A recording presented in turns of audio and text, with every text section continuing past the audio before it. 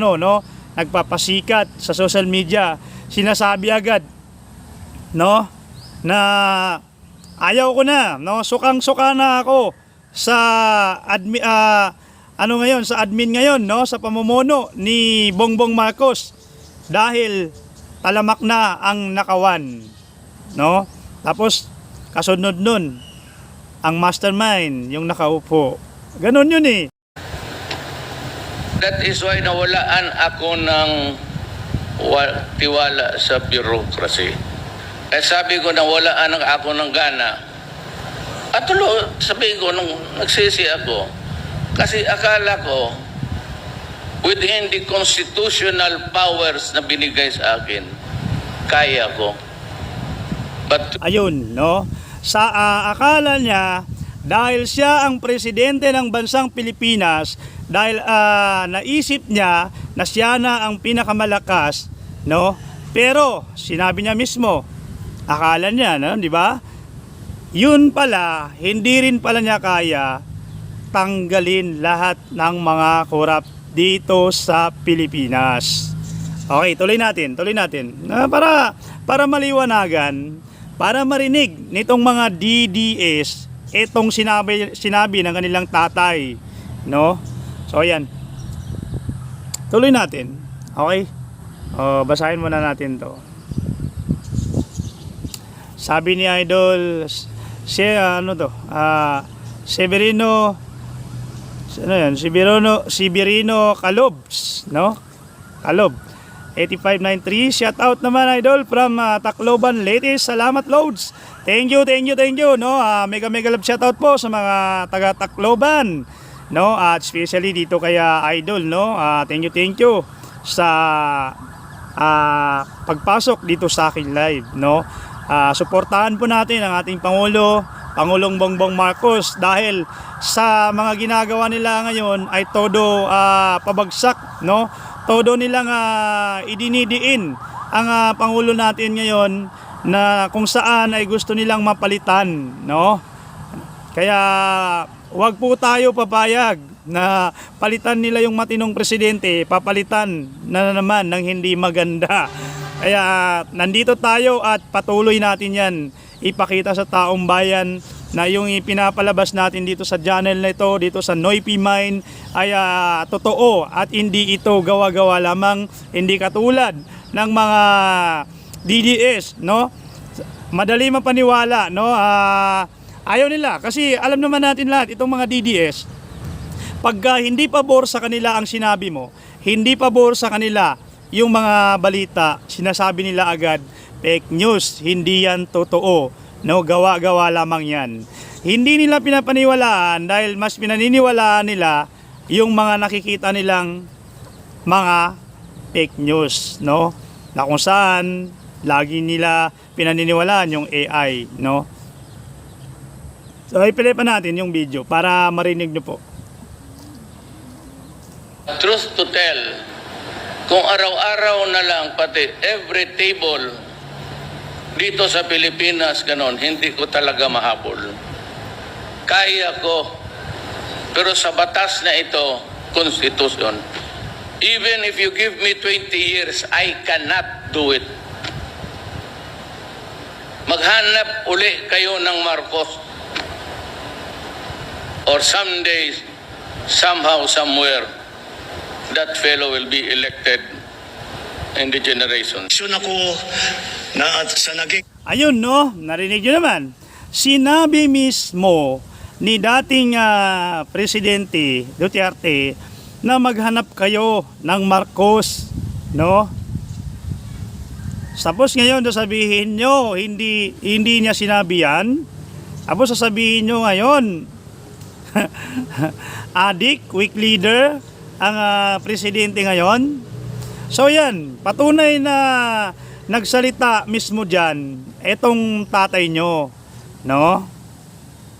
Ang tatay nyo mismo ang nagsabi na maghanap kayo ng Marcos, no? Dahil alam niya ang Marcos ay malakas ang loob at hindi ito nagpapatinag sa kung ano, no? Tapos ngayon sabihin nyo, weak leader. So dito pa lang sa dito pa lang sa nakita nyong video, patunay lamang po yan na mas weak leader ang dating admin kumpara sa admin natin ngayon. Di ba? Yan kasi tayo eh. Puro na lang kayo weak leader, bangag, adik. Wala namang patunay, walang ebidensya. Di ba? O ngayon, narinig nyo, mismo ang tatay nyo ang nagsabi na maghanap po kayo ng isa pang Marcos. Na kung saan ngayon, meron ng nakaupong Marcos. Tapos ngayon, plano nyo pang pabagsakin para palitan? Na kung saan, maayos ang serbisyo sa taong bayan? Pilit nyong ibinabagsak? Para lang sa gusto nyong para lang sa inyong kagustuhan at sa sariling interest nyo lamang? Isipin nyo naman po ang taong bayan. Huwag po kayo makasarili dahil lahat po tayo ay namamatay, no? Kaya isipin din po natin yung ibang tao, huwag po tayo makasarili, no? Kasi ang iba, iniisip lang nila sila lang. No, bahala yung mga mahihirap diyan, bahala yung mga hindi nakakakain diyan, basta sila nakakakain at masarap ang tulog at kahit na anong gusto nila ay nakukuha nila. Huwag naman ganoon. Isipin nyo rin po, no, ang taong bayan. Kaya ngayon, tama lang yan eh. Kasi nakakarma kayo dahil sa mga ginagawa niyong kalokohan sa taong bayan. Dahil pera ng taong bayan, kinakain nyo. Pinapasahod na nga kayo ng taong bayan. Tapos, yung pera na hindi binibigay sa inyo ng taong bayan, ninanakaw nyo pa. Imbis na itulong sa taong bayan, gumawa ng mga proyektong makakatulong sa taong bayan, ibinubulsa nyo. Tapos ngayon, na kung saan may isang pangulo na handa lumaban sa katiwalian sa gobyerno, pilit nyong ibinabagsak. Diyan na lang kayo. Di nyo kami maloloko. Play pa natin. Naging epekto ng habagat ng bagyong Krising, Dante at Emong. Kitang-kita ko na maraming proyekto para sa flood control ay palpak at gumuho. At yung iba, guni-guni lang. Huwag na po tayo magkunwari. Alam naman ng buong madla na nagkakaraket sa mga proyekto.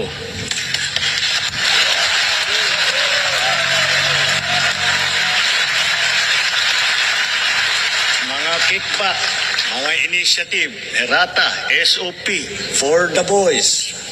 Kaya sa mga nakikipagsabwatan upang kunin ang pondo ng bayan at nakawin ang kinabukasan ng ating mga mamamayan, mahiya naman kayo sa inyong kapwa Pilipino.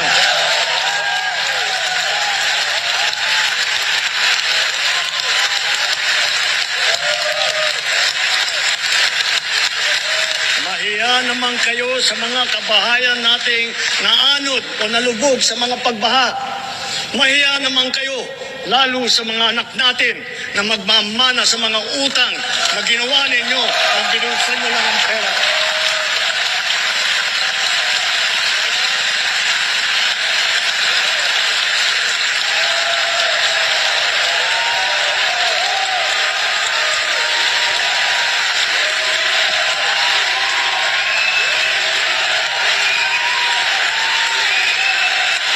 Para hindi na maulit, so that this will not happen again.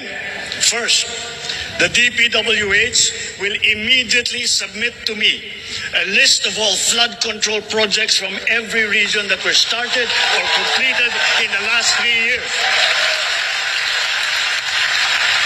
Second, the Regional Project Monitoring Committee shall examine that list of projects and give a report on those that have been failures, those that were not finished, and those that are alleged to be ghost projects.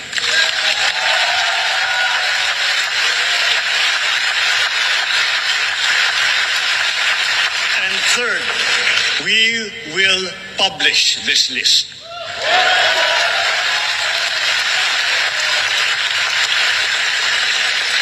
Isa sa publiko natin ang listahang ito. Kaya ang publiko na saksi sa mga proyektong ito ay malayang suriin ang listahan at magbahagi ng kanilang nalalaman para makatulong sa ating investigasyon.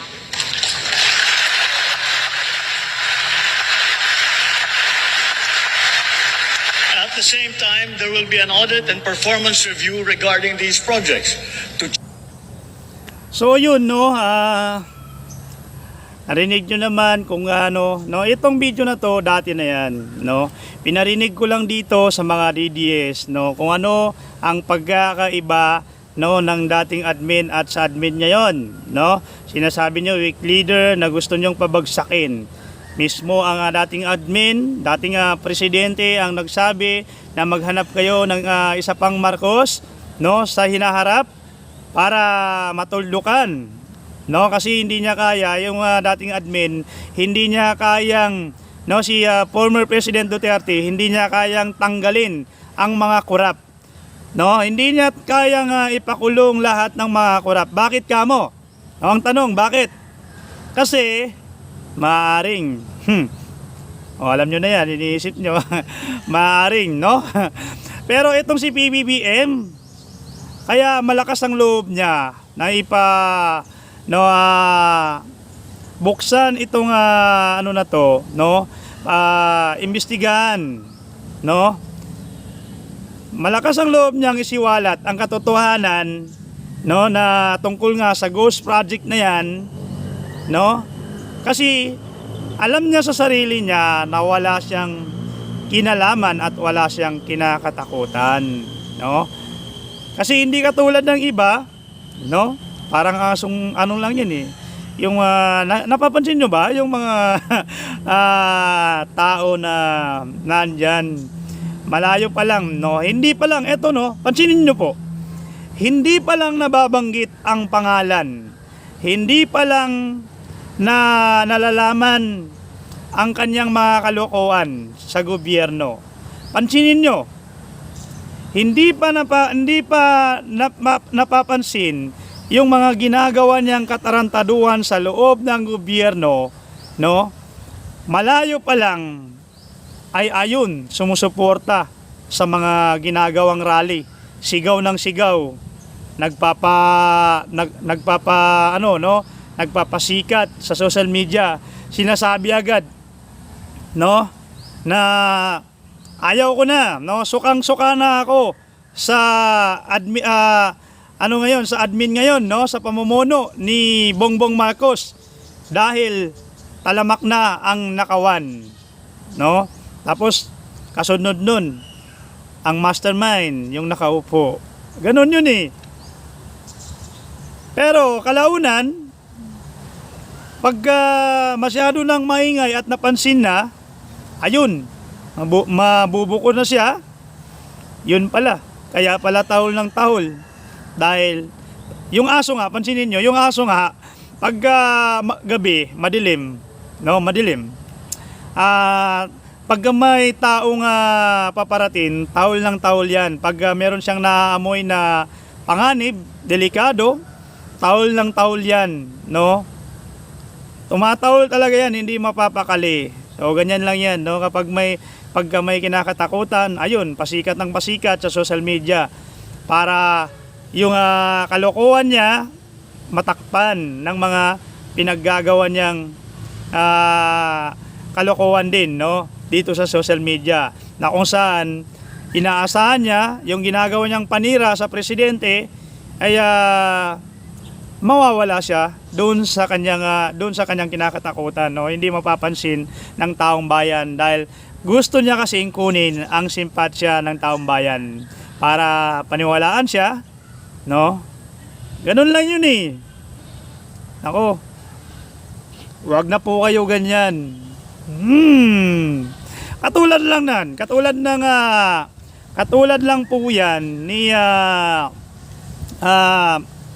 si dating governor, no, si Manong Chabet, di ba?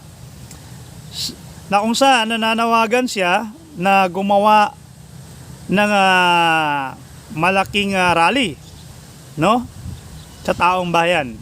Dahil hindi na niya daw gusto, no, grabe na daw yung mga nangyayari ngayon sa panahon ni Bongbong Marcos, no, dahil pahirap lang daw sa taong bayan. Pero natatandaan niyo po ba si Manong Chavit nung nakaraang buwan, pumunta po siya sa ginanap na rally. Anong sigaw? Anong nangyari? No? Pinagsigawan siya ng mga tao ron, no? Yung mga taong nagrally, sinigawan si Manong Chavit, no? So nakakahiya naman, magtatawag ka ng kakampi mo. Eh yung taong bayan, eh yung mga tinatawag mo ayaw din sa'yo.